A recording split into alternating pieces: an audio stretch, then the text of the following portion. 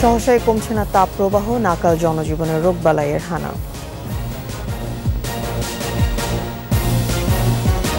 বিকেলে ঢাকা আসছেন কাতারের আমির, গুরুত্বপূর্ণ সফর বলছেন পররাষ্ট্রমন্ত্রী। আমিরাতের হামরিয়া বন্দরের বহির্নোঙরে এমভি আবদুল্লাহ, সুস্থ আছেন নাবিকেরা।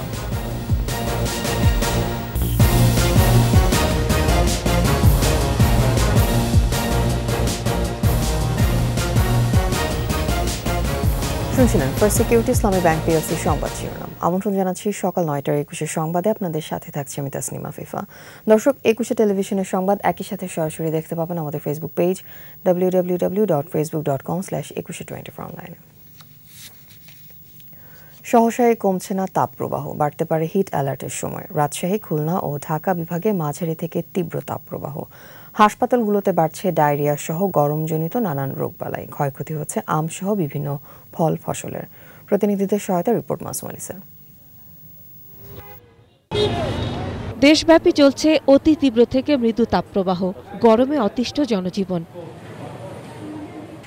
ধারণ ক্ষমতার প্রায় 4 গুণ রোগীর চাপ সামলাতে পারছে না ময়মনসিংহ মেডিকেল কলেজ হাসপাতাল। গরমজনিত ডায়রিয়া, শ্বাসকষ্ট, স্ট্রোক সহ নানা রোগী বেড়ে যাওয়ায় ওয়ার্ডে, মেঝেতে কিংবা বারান্দায় জায়গা না পেয়ে রোগীদের ঠাঁই নিতে হয়েছে সিঁড়িকোঠায়। ভর্তি করছি, সিট নাই, হেনে মানে সিঁড়ির মধ্যে সিট দিছে। কাটার বাদ না, মাথার বাদ না, এটি বেশি। তবে হাসপাতাল কর্তৃপক্ষ বলছে, রোগীর চাপ বাড়লেও চিকিৎসা সেবায় কোনো ঘাটতি হচ্ছে না। রোগীকে চিকিৎসা দেওয়ার জন্য যথেষ্ট প্রস্তুতি আমাদের থাকে এবং সেভাবে আমরা এখন চিকিৎসা দিয়ে যাচ্ছি, এবং যদি আরো রোগী বৃদ্ধি হয় তো আমরা সেই রোগীকে ইনশাল্লাহ চিকিৎসা দিতে পারবো। তাপপ্রবাহ বাড়তে থাকায় কুষ্টিয়ায় ডায়রিয়া রোগী বাড়তে শুরু করেছে। 12 বেডের ডায়রিয়া ওয়ার্ডে এই মুহূর্তে ভর্তি শিশু সহ 71 জন। ওয়ার্ড ছাড়িয়ে বারান্দা ও মেঝে, এমনকি সিঁড়ির নিচেও গাদাগাদি করে চিকিৎসা নিচ্ছেন রোগীরা। হাসপাতাল থেকে স্যালাইন দিছিল, যেটা গায়ে দিছিল পুশ করা, ওইটা দিছিল, আর সব বাইরে থেকে কিনতেছে। জায়গা পাচ্ছে না, সিঁড়ির মধ্যে বসে আছে এখানে গরমের মধ্যে। ডায়রিয়া রোগীর পাশাপাশি হিট স্ট্রোকের রোগীও ভর্তি হচ্ছেন হাসপাতালে। গরম না কমলে রোগী বাড়তে থাকবে বলে মনে করছেন চিকিৎসকরা। যারা বাইরে কাজ করেন তাদেরকে সম্ভব হলে পরে ছায়াযুক্ত বা ঠান্ডা স্থানে কাজ করা এবং প্রচুর পরিমাণে বিশুদ্ধ পানি পান করতে হবে। অতিরিক্ত গরম ও তাপদাহের কারণে গাইবান্ধায় ডায়রিয়া সহ বিভিন্ন রোগে আক্রান্ত হচ্ছে বিভিন্ন বয়সী মানুষ। গরমজনিত রোগে আক্রান্ত হয়ে জেনারেল হাসপাতালে চিকিৎসা নিচ্ছেন 2 শতাধিক মানুষ। ঘর থেকে বের হওয়া থেকে বিরত থাকার পরামর্শ চিকিৎসকদের। তীব্র তাপদাহে রাজবাড়ী জেলা সদর হাসপাতাল সহ উপজেলা স্বাস্থ্য কমপ্লেক্সগুলোতে ডায়রিয়া সহ বিভিন্ন রোগে আক্রান্ত রোগীদের অত্যধিক চাপ দেখা গেছে। রোগীর চাপে হাসপাতাল কর্তৃপক্ষ চিকিৎসা সেবা দিতে হিমশিম খাচ্ছে। সাতক্ষীরায় গরমের তীব্রতায় নাভিশ্বাস উঠেছে খেটে খাওয়া মানুষের। ভিড় বেড়েছে ডাব, শরবত ও আখের রসের দোকানে। গরমের তীব্রতা কাটাতে শহরের পৌরদিঘিতে দীর্ঘক্ষণ ধরে গোসল করছেন অনেকেই। হিলিতে গত কয়েকদিন ধরে চলা তীব্র তাপদাহে জনজীবন অতিষ্ঠ। বেশি বিপাকে পড়েছেন চাতাল শ্রমিকরা। গরম থেকে বাঁচতে ও বিশ্রামের আশায় গাছের ছায়ায় আশ্রয় নিচ্ছেন তারা। মাসুম আলিসা, 21 টেলিভিশন। জলবায়ু পরিবর্তন অভিযোজনে বাংলাদেশের সাফল্য বিশ্বকে জানাতে ঢাকায় প্রথমবারের মতো হচ্ছে জাতিসংঘ জলবায়ু অভিযোজন সম্মেলন। ন্যাশনাল অ্যাডাপ্টেশন প্ল্যান বা ন্যাপ এক্সপো 2024 শিরোনামে আজ এই সম্মেলন উদ্বোধন করবেন প্রধানমন্ত্রী শেখ হাসিনা। রিপোর্ট শিউলি শবনমের। ন্যাপ এক্সপো 2024 আয়োজন উপলক্ষে বঙ্গবন্ধু আন্তর্জাতিক সম্মেলন কেন্দ্রে এই সংবাদ সম্মেলন। এতে জানানো হয়, সম্মেলনে বিশ্বের 104টি দেশের 338 জন প্রতিনিধি অংশ নেবেন। এছাড়াও বিভিন্ন মন্ত্রণালয়, জলবায়ু বিশেষজ্ঞ, এনজিও প্রতিনিধি সহ 550 জন যোগ দেবেন এই সম্মেলনে। জলবায়ু পরিবর্তনের অভিঘাত মোকাবেলায় বিভিন্ন দেশের অভিযোজন কার্যক্রম সম্পর্কে পারস্পরিক জানার সুযোগ তৈরি করবে ন্যাপ এক্সপো।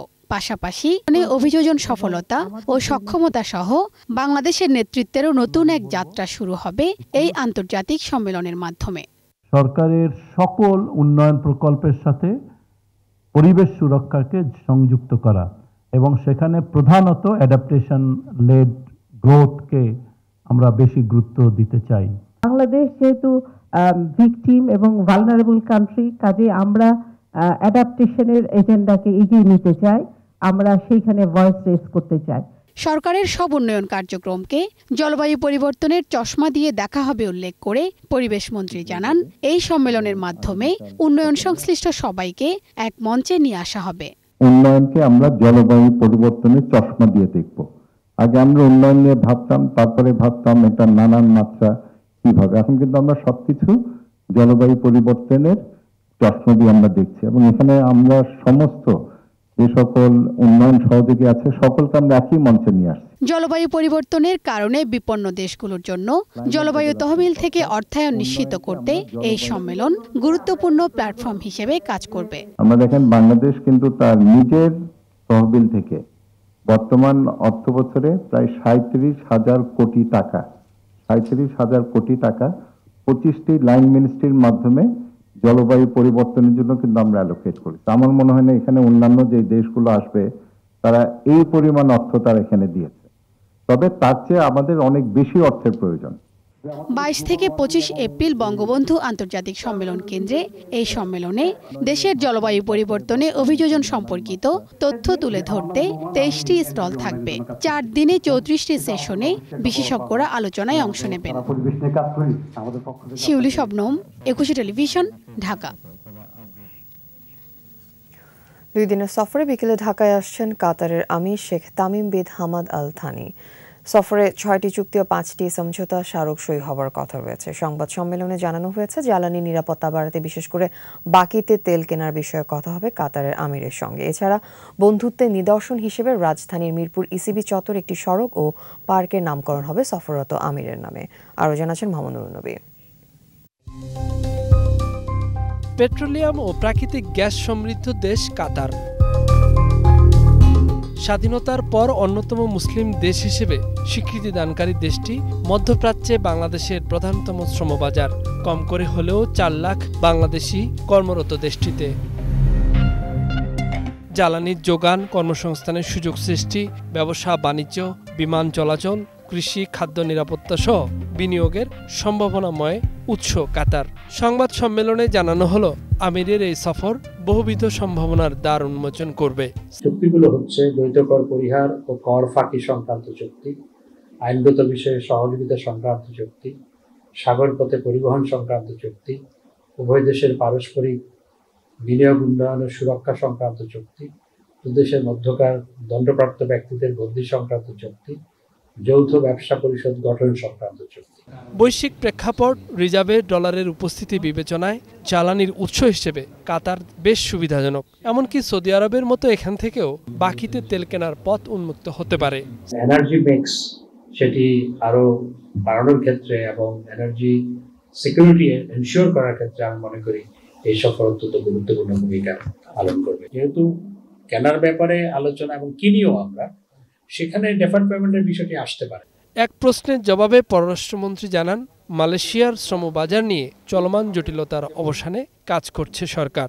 আমাদের দক্ষ জনশক্তি রপ্তানি বাড়ানোর কথা আমরা বলবো। এক্সপোর্ট আইটেমগুলো আছে, যেমন আমাদের সিরামিক আছে, আমাদের লেদার প্রোডাক্টস আছে, আমাদের গার্মেন্টস তো আছেই, এছাড়া আমাদের ওষুধ আছে এবং আরও নন ট্রেডিশনাল অনেক আইটেম আছে। সেগুলো এখন যে রপ্তানি হয় না তা নয়, সেই রপ্তানিটা ভলিউমটা আরও বাড়ানোর জন্য আমরা করব। এবং সেখানে যে আমাদের বাংলাদেশে সাফারিং হচ্ছে সেটাও সঠিক।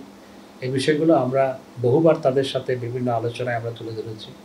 আমাদের সাথে যখন মালয়েশিয়ার রাষ্ট্রদূত এখানে দেখা করেছে তখন আমরা এই বিষয়গুলো আলোচনা করেছি। We are in engagement. Myanmar থেকে পালিয়ে আসা দেশটির সীমান্তরক্ষী ও নিরাপত্তা বাহিনীর সদস্যদের ফিরিয়ে নিতে 22 এপ্রিল সময় দিয়েছে বাংলাদেশ। বিকজ সিচুয়েশন ইজ ওখানে তো স্বাভাবিক নয় এবং ইন্টারনাল সিচুয়েশন স্বাভাবিক নয়, আবার সমুদ্রের পরিস্থিতির উপরও পর্যবেক্ষণ রাখতে হয়। সব মিলিয়ে সিদ্ধান্ত নিতে হয়। মোহাম্মদ নুরুন নবী, 21 টেলিভিশন, ঢাকা। সংযুক্ত আরব আমিরাতে হামরিয়া বন্দরে পৌঁছেছে সোমালীয় জলদস্যুদের হাত থেকে মুক্ত বাংলাদেশি কয়লাবাহী জাহাজ MV আবদুল্লাহ। নির্ধারিত সময়ের একদিন আগে বহির্নোঙরে ভেড়া জাহাজের 23 নাবিকও সুস্থ আছেন। আজ দুপুরের দিকে জাহাজটি বন্দরের মূল জেটিতে পৌঁছাবে। ইফরাজ নূরের ক্যামেরায় রফিকুল বাহারের বিশেষ রিপোর্ট।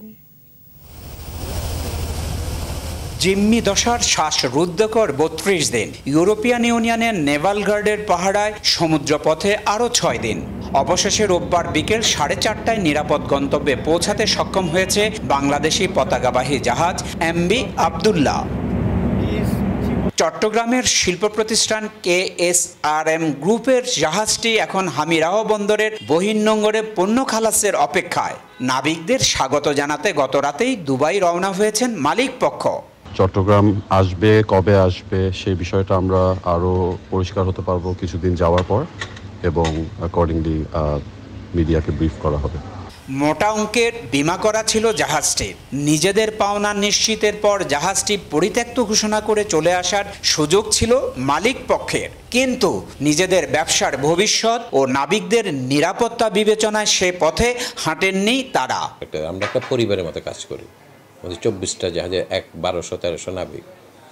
তো যত তাড়াতাড়ি ওদেরকে আনতে পারবো, ওদের এই মানসিক কষ্ট থেকে মুক্তি দেবে, সেটাই ছিল আমাদের মূল উদ্দেশ্য।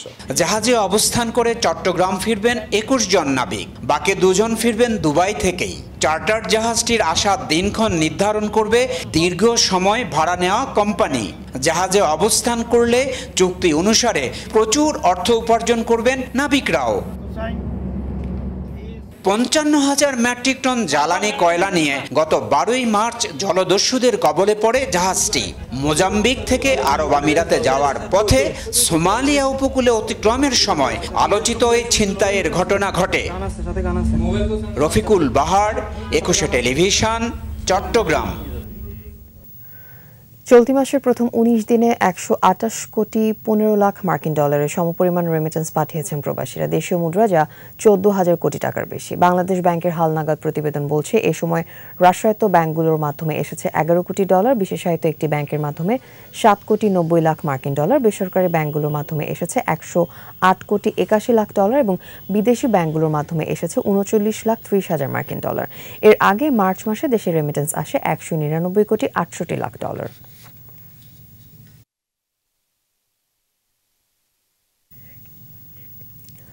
চালের বস্তায় উৎপাদনের তারিখ, দাম এবং ধানের জাত উল্লেখ করার সরকারি নির্দেশনা এখনো বাস্তবায়ন হয়নি।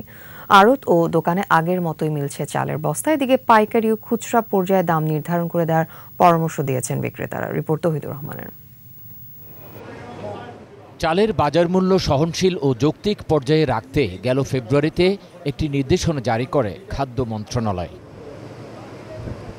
এতে মিল মালিকদের গুদাম থেকে বাণিজ্যিকভাবে সরবরাহের ক্ষেত্রে প্রতিটি চালের বস্তার ওজন, উৎপাদনের তারিখ, মিলগেট মূল্য এবং ধানের জাত উল্লেখ রাখা বাধ্যতামূলক করা হয়। একই সাথে চাল উৎপাদনকারী প্রতিষ্ঠান, সংশ্লিষ্ট জেলা এবং উপজেলার নামও উল্লেখ করতে বলা হয়েছে। গত 14 এপ্রিল থেকে এই নির্দেশনা কার্যকর করার কথা থাকলেও বাজারের বেশিরভাগ কোম্পানি এটি মানছে না। এমনকি পাটের বস্তায় চাল বিক্রির বহুদিন আগের নির্দেশনাটিও অনেক কোম্পানি এখনো বাস্তবায়ন করেনি। যেগুলো নতুন উঠবে ওগুলো আসতে আসতে, কিন্তু দানের নাম বা চালের নাম এগুলো আসেনি এখনো। কিন্তু আপনার একটা বস্তার গায়ে আসছে রেট শুধু। পাইকারি ব্যবসায়ীরা বলছেন সরকারের এইসব নির্দেশনা বাস্তবায়ন হলে চালের দাম আরও বাড়বে। মিল রেট যেটা বস্তায় লেখা থাকবে ওই রেটে যদি কাস্টমার নিতে পারে তাহলেও সে খুশি। আমি তো বলি কেরিং খরচ আছে, এটা অ্যাড করার পর আমার প্রফিট আছে, কাস্টমার মানবে না। চাঁপাইনবাবগঞ্জ 1 বস্তা চাল যদি 2600 টাকা হয়, এক গাড়ি ভাড়া আছে মনে করেন 19,000, 20,000, 22,000, চাল আসে কত 260 বস্তা, তাহলে এক বস্তা কত করে পড়লো। এরপর আমরা আইনা আবার খরচ দিয়ে ওই আড়তদারের দিকে আমাদের আনতে আবার 50 টাকা খরচ, আমরা আবার লাভ করলাম 50 টাকা। আমাদের দিয়ে মহল্লার দোকানদার নিল, এরা আবার 50 টাকা খরচ হলো নিতে, হ্যাঁ আবার 50 টাকা লাভ করলো, তাহলে আপনি এদিকে ভালো না কমলো। তবে ক্রেতা বিক্রেতারা কেবল মিলগেট নয়, পাইকার, আড়তদার এবং খুচরা পর্যায়েও চালের দাম নির্ধারণ করে দেওয়ার পরামর্শ দিচ্ছেন। একটা বস্তার গায়ে 3 থেকে 4টা রেট লাগবে। তার কারণ প্রথম বিসমিল্লার নাম হলো মেইলার থেকে আড়তদারের কাছে আসবে, তার লাগবে একটা রেট। সেখান থেকে কারণ বাজারে আসবে, কারণ বাজারের জন্য থাকবে আরেকটা রেট। কারণ বাজারের থেকে খুচরা যারা নিয়ে বিক্রি করবে তাদের জন্য থাকবে আরেকটা রেট। এখন আপনি এক রেট দিয়ে আপনি এই জায়গাটা কীভাবে নিয়ন্ত্রণ করবেন আমাকে এখন বলেন। উৎপাদনকারী যেটা করে ওইখান থেকে এরকম মারার জন্য, সিল মারার জন্য, আর উইদাউট সিল মারা আইনগত দণ্ডনীয় অপরাধ, ভোক্তা অধিকার আসবে, তারা অ্যারেস্ট হবে। আইন বলে সেই কথা। মেইন গেটে লেখার থেকে তো না লেখাই সমান, একই তো যে দাঁড়ালো আপনার কথাটা। ঘুরে আপনি দেখেন মেইন গেটে ওনারা লিখছে, দেখেন এইখানে আইনা তো ওনারা তো সেই রেটটা রাখতেছে না আমাদের কাছ থেকে, তাহলে লাভটা কি হলো? নির্দেশনা না মানলে সর্বোচ্চ 2 বছরের কারাদণ্ড অথবা সর্বোচ্চ 10 লাখ টাকা জরিমানা অথবা উভয় দণ্ডে দণ্ডিত করার বিধান রয়েছে এই সংক্রান্ত আইনে। আর সংশ্লিষ্ট আইনের ধারা 7-এ শাস্তি হিসেবে রয়েছে সর্বোচ্চ 5 বছরের কারাদণ্ড অথবা সর্বোচ্চ 15 লাখ টাকা জরিমানা অথবা উভয় দণ্ড। তৌহিদুর রহমান, 21 টেলিভিশন, ঢাকা। শেষ করছি সকাল 9টার 21 সংবাদ। যাবার আগে ফার্স্ট সিকিউরিটি ইসলামী ব্যাংক পিএলসি সংবাদ শিরোনামগুলো আরও একবার। সহসায় কমছে না তাপপ্রবাহ, নাকাল জনজীবনে রোগবালাইয়ের হানা। বিকেলে ঢাকা আসছেন কাতারের আমির, গুরুত্বপূর্ণ সফর বলছেন পররাষ্ট্রমন্ত্রী। আমিরাতের হামরিয়া বন্দরের বহির্নোঙরে এমভি আবদুল্লাহ, সুস্থ আছেন নাবিকেরা।